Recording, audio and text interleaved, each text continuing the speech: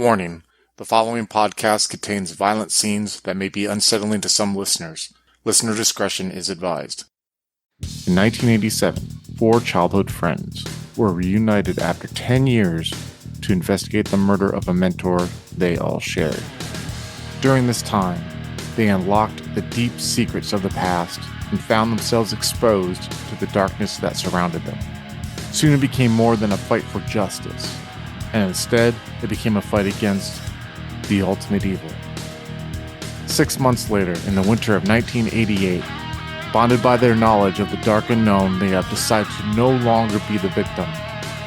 Now they seek out the deep roots of satanic corruption that hides in the shadows of society, all the while trying to mentor a new companion seeking justice for the death of his cousin. Institutionalized is the second story arc in the Chronicles of Darkness first edition story, The Ultimate Evil, set in Bismarck, North Dakota in 1988. Join us in this tale of satanic horror with Wayne, played by Adam, Che, played by Andrew, Alex, played by Mitch, Michael, played by Slavic, and the newcomer Derek, played by Tillman. If you'd like to contact us, you can find us on Twitter at twin_cities_VTM and on Facebook and Discord at Twin Cities by Night. If you'd like to help support the podcast, you can find us on Patreon at Twin Cities by Night. We hope you enjoy.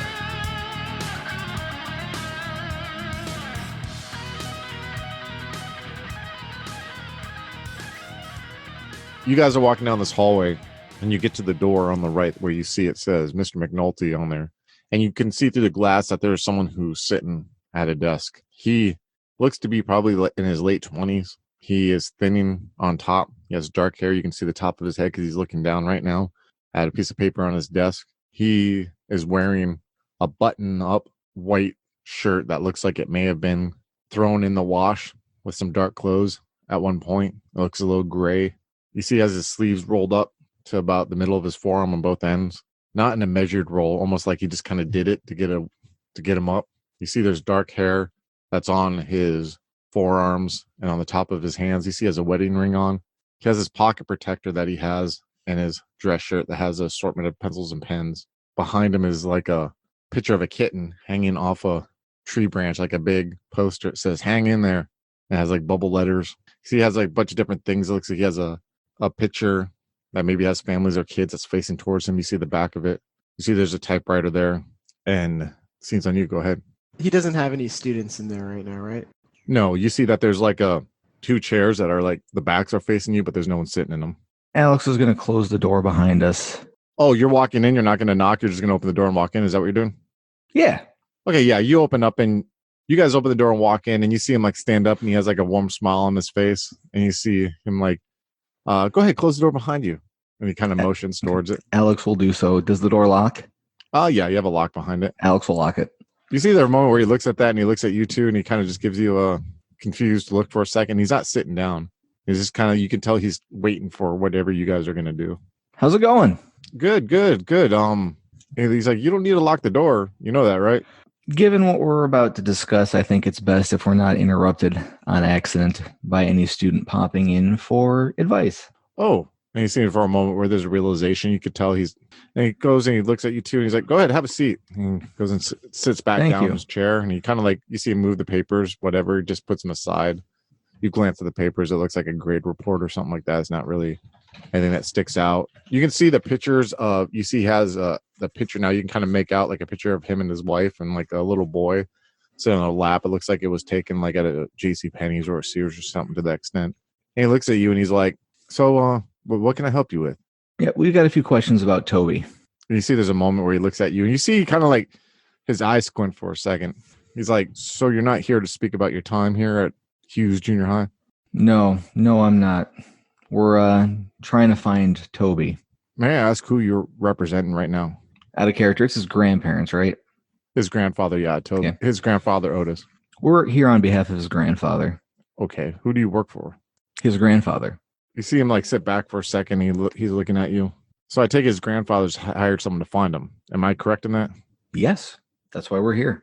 And he looks at you, he's like, listen, I want to help you, but I need to see some identification before we go forward with this.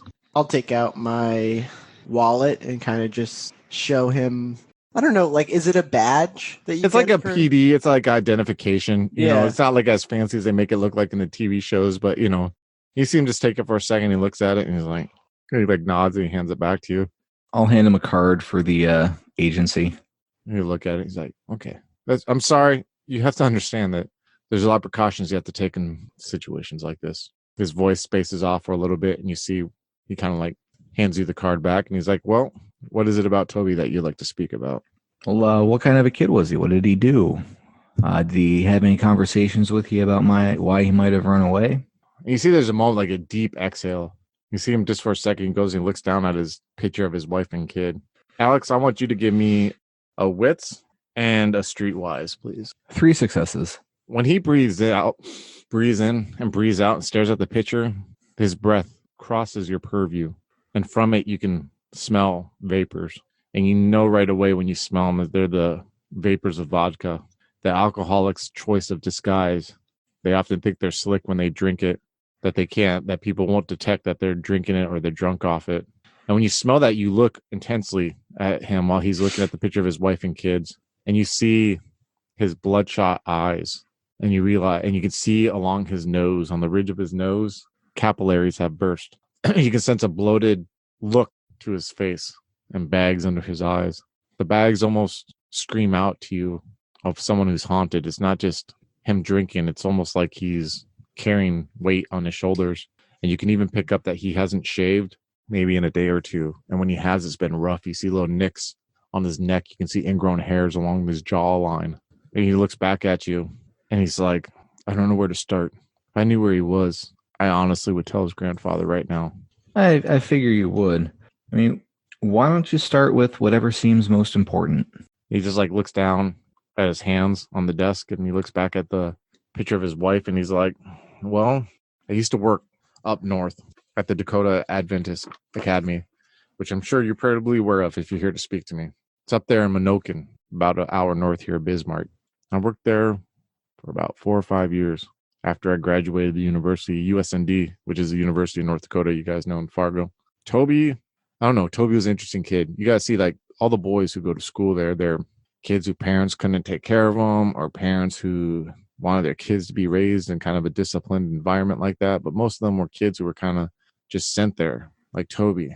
I'm sure you're well aware of his grandfather's situation, having to raise him at such an older age on his own, trying to live off Social Security and a small retirement check, living in those HUD housing apartments over there. It was hard for him. So from my understanding, people at Grimsrud Elementary told Otis that his son should probably go to the Dakota Adventist Academy. And I think he even got some kind of government assistance along with his food stamps, but government assistance to cover the tuition there. Toby was a very introverted kid at times. And I could tell that Toby was having a hard time at that school.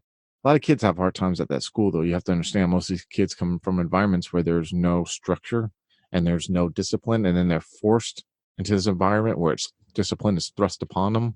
And a lot of them have a hard time. And usually the school takes the tactic of religious caring along with religious discipline in hopes that these kids will either break, but hopefully bend and change their ways. But sometimes they break and they change their ways. And the thing with Toby is Toby was a stubborn kid. But what kid isn't stubborn at that age? Me and Toby connected. I don't know what it was. Some of these kids I connected with too. But Toby, I just felt like Toby didn't feel like he could confide in much people. And I think that Toby felt comfortable and confiding in me because he knew that I wasn't part of that religious establishment that was there and that I was younger. I think that he felt maybe he could rationalize and he could express how he felt with me. And I was there and I wanted to see him succeed. I don't want to see any of those kids have to spend more than a year there. I hope that they can somehow be rehabilitated. While the school looked at it as like a religious tactic they took, I looked at like I could have an influence of counseling and of some kind of, I hate to say it, but a secular approach to it and help these kids get better. And I thought I was doing well with Toby. I really thought he was doing good. His grades started going up. He didn't socialize much with kids, but he wasn't like a social person. And then he ran away. Supposedly he snuck on the back of some food supply truck. I got him back to Bismarck. He's a really intuitive kid, very bright. He took an IQ test and he scored really high. Then I get a call from his grandfather 2 weeks later. His grandfather had found him. And he insisted that Toby wanted to speak to me. When I tried to talk to Toby, find out what the issue was, Toby wouldn't open up to me, and that worried me. I didn't know what to do at that point. He starts wringing his hands a little bit. And you see he's like contemplating, and he's like measuring in his head. And he looks at you two up and down, and he's like pulls out a drawer on the bottom, and he pulls out this flask, and he opens it and takes a drink. And he's looking at you two as he closes it and puts it down in there and pushes the drawer closed, like he's sizing you up if you're going to say anything. And then he goes back to speaking. Eventually, a couple months passed. He was back to normal. Then one day he came into my office and he was panicking. I could tell he'd been crying and he was almost hyperventilating. And I asked him what had happened. And it took him a moment to calm down. And he told me that he had been in the school's library. And while digging through some books, he said something fell out of one of the books. You see he's biting his lip for a second, scraping off some dead skin from the dehydration that his alcoholism brings. And he says he found some pictures of some kids in compromising states. At least that's what I could gather from what he said. And he said he wanted to show me. He wanted to make sure that I saw what he had found. So he insisted I absolutely go to the library with him. So I go back to the library with him. He tries to find this book and he thinks he can't find it. And eventually he finds it and he opens it up and there's no pictures in there. But in my years of dealing with children, I've had a lot of kids lie to me. It's normal at that age. But then there's those moments when you know a kid is absolutely telling you the truth. It almost brings on like a sense of panic to them that no one is believing them. And he insisted to me at that moment that he saw those pictures. He insisted that I do something with it, that I report it. At that time, the headmaster of the school, his name was Garrett Dodson. And I went to Garrett Dodson's office. And you see him just for a second. He just like, he's pausing, like he's building up the courage. And I told Garrett Dodson that as a student, and I didn't tell him Toby's name, had came to me with concerns. I told him about the pictures that supposedly the student had seen. And I told him that from my intuition and my instincts that the kid was telling the truth. I've lived in this town my whole life. And the only break that I had from this town was 4 years when I went to USND in Fargo there. When I went to USND, we'd go to spring break. We went to Mexico once. And I actually went to Chicago with a buddy of mine. And I started seeing how the world works. I started interacting with the people outside of this state, outside of Bismarck. And I don't know if you've ever dealt with this before, but you ever have a conversation with a grown man and verbally everything was polite, but underneath that politeness was a threatening layer that was being transmitted? I was told by Garrett it was probably the wild ramblings of a kid, that maybe the kid thought he was telling the truth. But I swear to God, in that fucking conversation I had with Garrett, he was telling me subtly to shut the fuck up and don't say a fucking word. He didn't say it though. Let me rephrase that, because I cannot, in your official role right now, say that those pictures are even real. Dude, and I'm going to be honest with you right now. I can't even say that Garrett thought those pictures were real. But I could tell you though that Garrett definitely wanted me to keep this in-house. Maybe he was worried about the harm and the reputation the school would have. I mean, the school had just been closed a year prior to that. They say it was because of funding. They ended up getting funding again. But I can tell you what, when I left that room, I did not feel comfortable. Is that why you left? A week later, I put in my resume, and I left Toby there. For my own selfish reasons, I left that damn school because I was scared. And I found out a month after I left, Toby runs away. Now that boy, I don't know where he's at, but the guilt that I feel, knowing that I didn't do anything, I don't know what else I can tell you.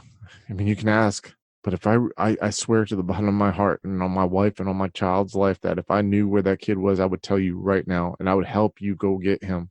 I would hug that kid and I would tell him that everything's going to work out. But the pain and the fear I saw in his face that day he came to my office, he was not lying to me. And I honestly swear to God, I do not think that he misconstrued something. I think he saw him. And I think the moment that he knew that no one was there to help him, he left again. That's the only thing that I could think can happen. Because I don't want to think about if anything else happened to him. The thing that's even weirder is that a month ago, Garrett Dodson resigned as the head of the school. And now his assistant dean, Keith Galloway, is running the school. And you see there's a moment where he's looking up behind you guys and you just see he puts his head down and you see tears are kind of going down his face as he opened up his drawer again. You see him like fumbling with the flask, trying to get the flask out, but tissues out at the same time. You see him kind of drop the flask for a little bit and you see him like kind of like trying to pick it up. You hear the chair squeak as he does that. You always hit the bottle this hard, or? And when you say that, you see him sit up for a second and you see him intensely stare at you. And he's like, you can go now. I'm sorry, I didn't mean to offend. You can go now. I want to thank you for talking to us, and here's my card. You see him take it and he nods. And he's standing up now looking down at both you guys. Real quick before we go, do you have any papers, any like drawings or notes he may have written? No. All that, if it's still there, would be at the school itself in his file. You don't have access to that? Not anymore. I never went back to that place after I left. I don't even really talk to anyone there anymore.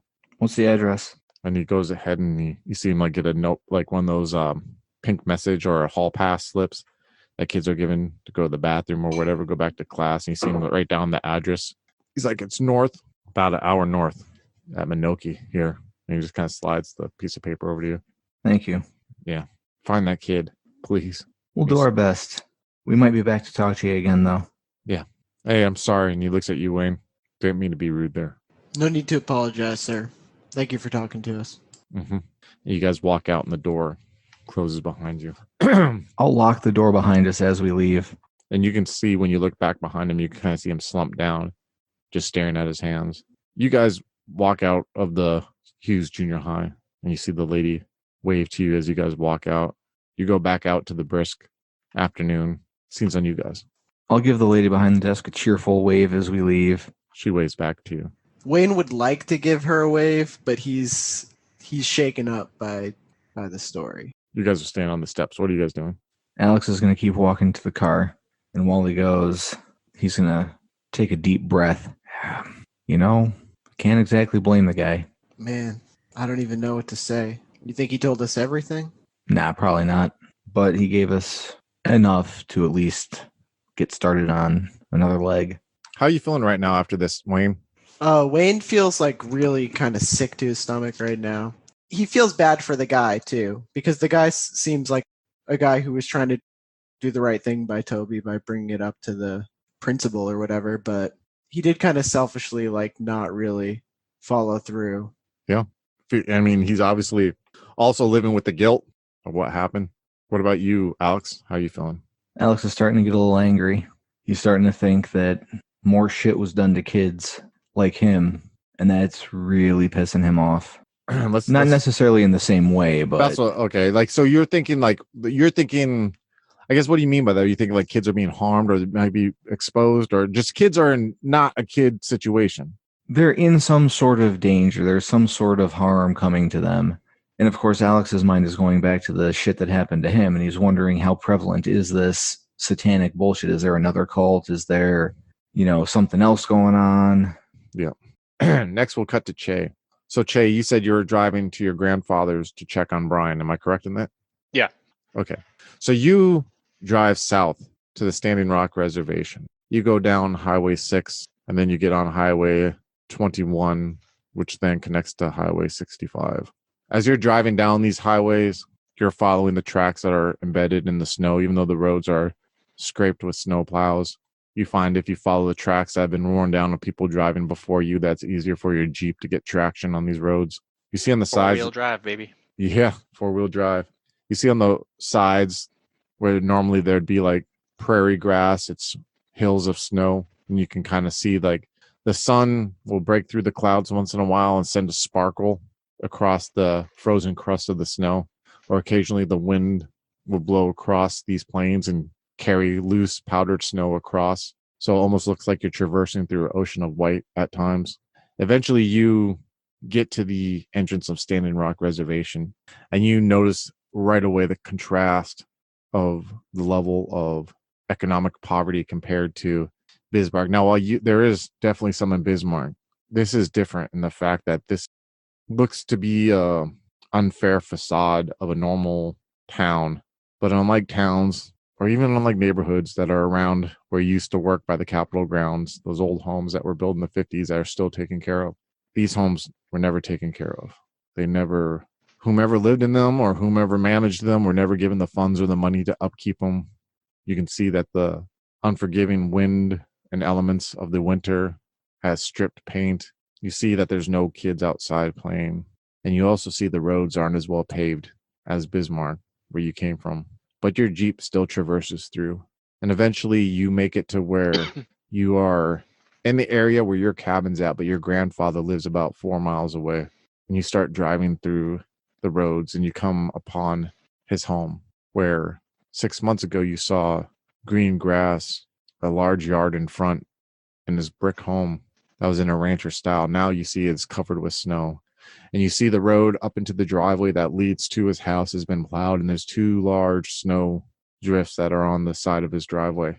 You can see this warm light that's coming through the picture window of his and your grandmother's living room. And it brings back memories in a way of being a kid out there playing. Because unlike a lot of people in the reservation, your grandfather has chosen to live there. Your grandfather, after he came back from the Pacific, where he served as a Marine in World War II, almost fell into the same life of vices that a lot of people in the reservation fall back to. But with the strength of your grandmother, he actually decided to go to school, and he got a degree in something that was kind of, at the time, a growing movement, and that was psychology in the 50s. But he decided to take a new approach to it. He decided to take an approach that he learned while going to school, but one that mixed the traditions of the Lakota people. And he actually decided to have a home built. Now, if he would have left to go to a bigger city in a different state, he could have probably have started a practice and made a good amount of money doing it. But he decided to stay in the area. And he does something that's even more odd in the fact that not only does he see Native Americans and helps them out, he also sees a lot of non-natives from Bismarck and other regions. Thus, your grandfather has built kind of a networked approach to people he knows. You guys saw that when you had needed horses in the first story arc, and he was able to call up a man who had it. And as you drive up in your Jeep, you see his pickup truck. Your grandfather's is in the driveway. You know your grandmother's little smaller kind of single person truck is probably in the garage because she doesn't like to leave it outside. What are you going to do when you pull up there? I don't know. Just get out and see if anyone comes out to greet me. As you go walking along the sidewalk, which has salt on it, and you kind of go to the front door, before you even knock on it, the door opens up and you see your grandfather standing there. He has cowboy boots on, some Wranglers. He has a tucked in kind of like plaid cowboy shirt or a flannel shirt you kind of like see Wayne wearing sometimes. You see he has like this corduroy jacket, but it's almost like one of those like Western jackets that people wear over sometimes. You know, it has like it's brown, but it has like a leather patch on the elbows, but it has kind of like that Western collar mixture between like a Western jacket and a suit jacket. Definitely not something you'd wear outside for the elements, but something you'd wear on the inside of your home just for comfort. You see he has his hair like kind of like in a ponytail back, and he looks at you, and you see it's gray on the temples, but still very thick and black on top. And he smiles when he sees, like, hey, come on in. And he opens the door. He's like, get out of that damn cold. And he closes the door behind you. You step into his living room, which is hardwood floor. You see that there's a carpet that's in the middle of the floor with patterns of the Lakota people. And you see there's a really nice, like circular oak coffee kind of table that has like the random patterns as if it was cut straight from wood. See, he has leather furniture, a leather couch and a love seat and 2 leather chairs that kind of are like in a horseshoe shape around this table. You see there's a fireplace. Looks like it was laid by hand brick, and there's a fire going on in it right now. You can smell the warm, pleasant smell of burning wood. You see he has some bookshelves in there, but not too much. And he's like, hey, have a seat. And he sits in one of the love seats, and you can hear the leather kind of like crunch underneath it while he sits on there. He doesn't have a TV. He doesn't like TV too much. He likes to read. He motioned for you to sit down on the couch that's kind of like next to the love seat in a way, so you guys can be close when talking. Okay. What's up, young man? You're checking on Brian, I assume, huh? Just nod at him. He's asleep back there.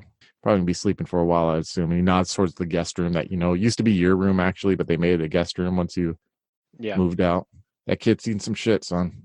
And you notice that sometimes he'll call you son. And he's like, you know what? Let's go have a talk. You know, when he says, let's have a talk, that means he'll have you go in his office. How do you feel about that when your grandfather, like, will try to talk to you, like, from a counselor perspective sometimes? Because you had to deal with that while growing up with them often. Maybe once upon a time it would have intimidated him, but not anymore. Awesome. So he's like, let's go have a talk. And he kind of like gets up. You can hear the love seat, the leather kind of like creak a little bit when he stands up, and he walks like in this living room. There's like a kitchen on the opposite side, but there's like a hallway that splits the two kind of, and the room that Brian is staying in and the room that your grandparents sleep in, and there's another guest room on that end, but on the opposite is where his office is at, where he like takes business. There's actually even a door that leads from his office to the backyard if you ever wanted just people to come in that way instead of going through his house. And he motions you to follow him, and he walks along the floor. You can hear the clicking of his boots as he walks along, and he opens up the door, and you see his office in there. And you see this large dark wood desk that has a lamp on there, this hanging lamp, or this lamp that curves kind of. It's like brass. You see he has a typewriter there, and you see behind him are these bookshelves full of like these journals and books and just like the dealing with different subjects all the way from like native beliefs of different cultures across the globe to journals and medical books dealing with psychology and counseling. And you see that on top of the bookshelves, there's actually like awards that he received from the Marines. And you see that there's like a Distinguished Cross Award that he has there. And you see there's also like a love seat that's kind of like in front of the desk on the opposite side of where he would sit. You see on the wall next to the door that you came in, there's a picture of the Iwo Jima scene where Marines are like, kind of like pushing up the flag on there. And you see on the opposite, there's like a bunch of Lakota, like beaded, intricate designs, like of headdress gear and like clothing and different stuff like that. That's on the wall. It's like almost like framed in a respectable manner because he wants to treat it delicately. And you see it's on the opposite wall. Then if you were to sit in the love seat and face him, on your right, there's a door that leads out to the backyard and there's a picture window that is there. And you look out into that backyard and you're reminded of when you had the Inipi, or otherwise known as the Sweat Lodge, but that's what the Lakota call it, is the Inipi, where you all were hit with that vision and kind of almost spoken to by Christina Eagle. But then you see your grandfather, he comes and sits behind the desk and you hear him, the chair creak when he sits back there. And he takes off his jacket and he just kind of like tosses it. There's like, he tosses it on this other like chair, that like a handmade chair that's in the corner for design. He just tosses it over there and he turns and looks at you. And there's a moment where he's just sizing you up. And he does this often where he just looks at you and you guys don't really speak, And he's like, Brian's seen some shit. Lots of people have. Yeah, you're right. People deal with it in different ways. Some fall apart. Yeah, you're right. He is. You know when that started? I can guess. Tell me what you think when it started. Last time I was out here, really? Mm-hmm. Yep. After the Neepy, huh? Yeah. Yep. Considering what he was saying. I've been speaking to your friend Wayne. Yeah, you said that earlier. Yeah. And he looks out the window. He looks back at you and he's like, people handle You got things. something to say? Oh, I do. Come on, talk to me. Well, I like this sprout we're going about how people deal with things. I never fully got the picture of what you guys saw in that Neepy. I pieced together what you each said you saw. I gave some advice. You guys left that next day. I got you the horses. You went and did your thing. Your friends did their thing. Brian did his thing. What did you see in there? See where? And then Neepy, what did it show you? My dad. How much of a piece of shit he is. We all handled things differently, right? What you told me today made me think that you and Brian might have seen the same thing at one point. Am I wrong in that? I don't know, because I can't speak for what he saw. He's saying he saw his sister, that she spoke to him, and she spoke to you and your friends. Is that true? So Chael looked like visibly uncomfortable at this. Mm-hmm. Not necessarily because of all of that, but also because because of that dream, Yeah. That's still kind of on his mind. That just happened this morning. Yeah. Yep. It did. So he can't help but think of that and just get uncomfortable, So Yeah. it's something that I don't think he'd be able to even hide that. Okay. He looks at you for a second. You see his frown, like, you know what I mean? Squint, and he looks at you, he nods. Your friend Wayne? It's kind of cool what he's doing. I think he's trying to become a shaman of sorts, That word shaman is such a fucking loaded word, too. You see him look at you. There's a bunch of people on the res walking around here trying to throw that word around like there's some shaman. You see him look. It's like, but the moment you ask them to interpret what someone's trying to tell them, they just kind of look at you blankly. I'm going to tell you what I think. I know sometimes you like to hear it, sometimes you don't. I hope you listen. That's the truth. I think Brian saw something that rocked his foundation. And I think Brian is having a hard time dealing with it because he's falling apart. But I also think that you have seen something that rocked your foundation. And I also think your friend Wayne did. And to be honest with you, Chayton, I think you all saw the same thing. Because it took me and Brian to pull all four of you out of that Inipi. You guys did not want to come out of that. You were fighting to stay in there. And the way your friend Alex reacted and the way everyone reacted, whatever. And I know that morning that I picked you up and we picked you up that next morning, the way that you guys looked, I saw those same looks on those islands that I was hopping when I was a 19-year-old kid. I saw them on my friend's face and I probably had them on my face too at the same time. And it fucks you up. I came back from the war and I fell into the res life. And your grandmother, she pulled me out of it.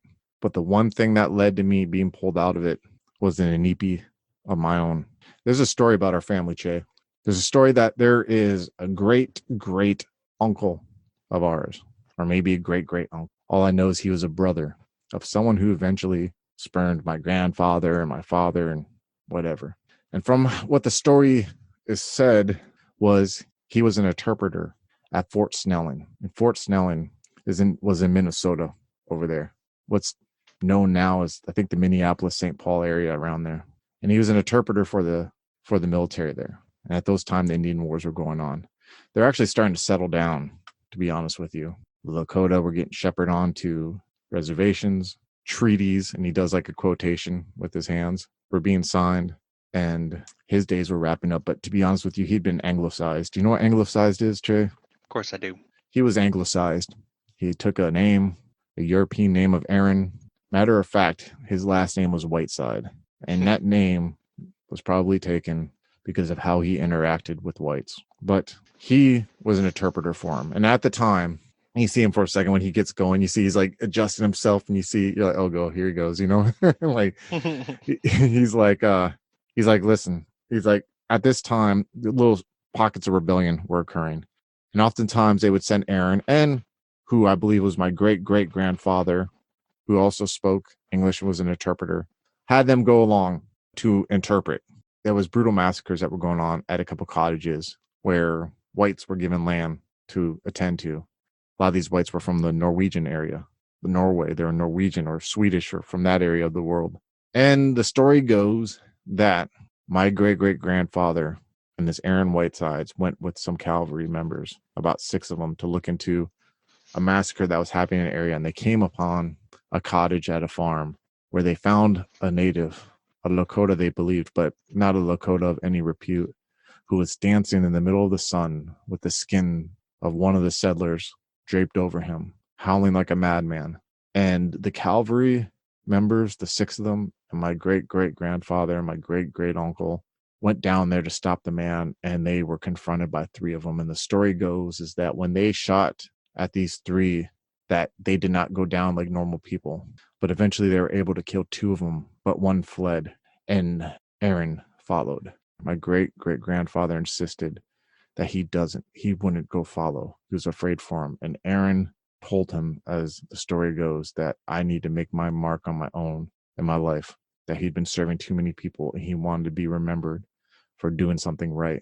All the cavalrymen had been butchered in this fight, and it was only my great-great-grandfather, Aaron, who were left. So when Aaron went to go follow this man, it was on my great-great-grandfather to come back and tell the tale. So you can imagine, if this story is true, what my great-great-grandfather saw changed him, right? Damaged him. There's some school of thoughts, and what I went to school for in psychology, who believe that if something traumatic enough happens to a man or a woman, that the very essence of that can embed itself in their DNA and thus be passed on to their children. Thus, in the Bible, the curse of your father's father will lie with you. I always thought that story was bullshit until I did my first NEPI. I was drunk when I went in, and I saw everything. And there's a moment of silence when he said, I saw everything. You could hear this ticking from this clock where he just stares at you for a second.